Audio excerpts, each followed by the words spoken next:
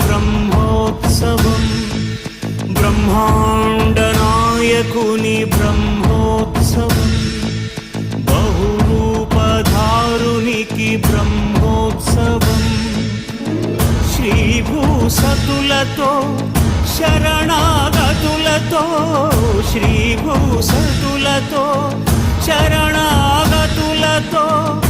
7 కొండల పైన చక్కగా బ్రహ్మరూపునికి